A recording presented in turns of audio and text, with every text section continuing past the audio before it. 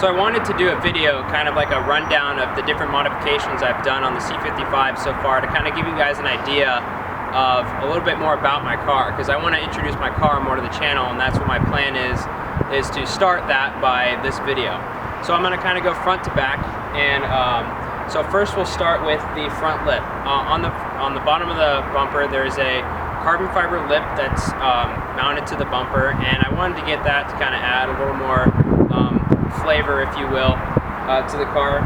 And the carbon looks really good, especially with the pewter metallic paint, and it just kind of adds an extra touch to the front of the car and gives it a little more modern look, because a lot of cars nowadays come out with all these different carbon add-ons and stuff like that. What we have next is the grille. I plasti dipped, and along with the emblem and side markers. The reason why I did that was because the grille was chipped, had a lot of rock chips when I got the car, and the emblem was kind of fading and was also chipped a little bit. So I kind of did that as a temporary thing.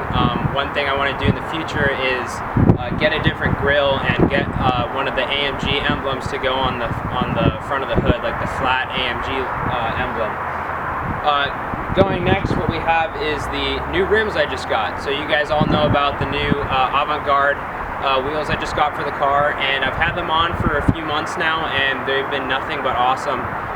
Like I said in my previous videos, I'm having a little bit of a rubbing issue, but you know, other than that, they're great wheels. I love the look. It gives the car a lot more of an aggressive appearance versus the old wheels, which were more like classy kind of appearance.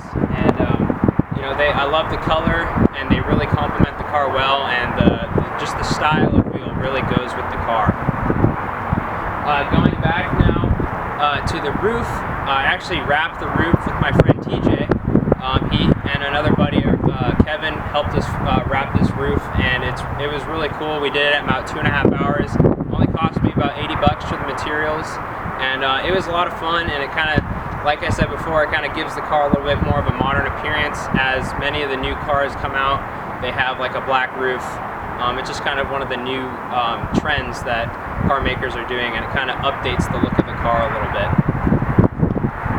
So now going into the engine bay, we have the Rentec airbox and intake, and I got that from HG Motorsports, and I got it off their track car C55, so I got a good deal for that. And that bumps about 5 to 10 horsepower, depending on what speed you're going, because you know, you need more air flowing into the engine to get more horsepower.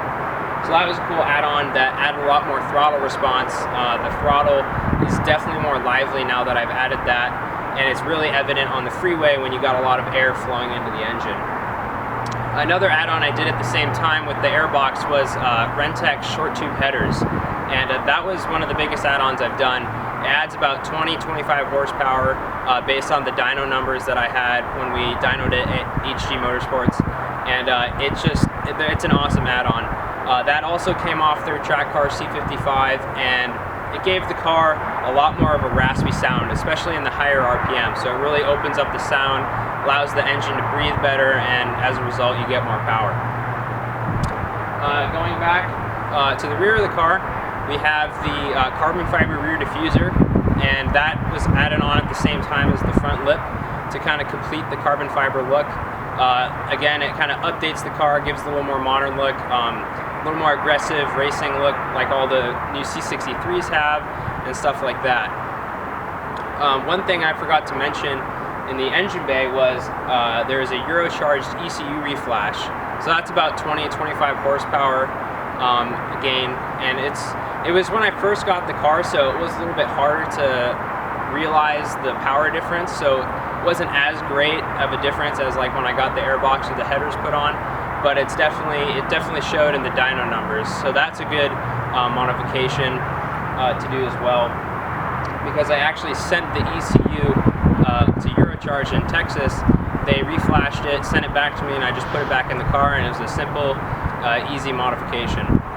And then for the exhaust, along with the headers in the front, I also have the secondary catalytic converters taken out, as well as the resonator.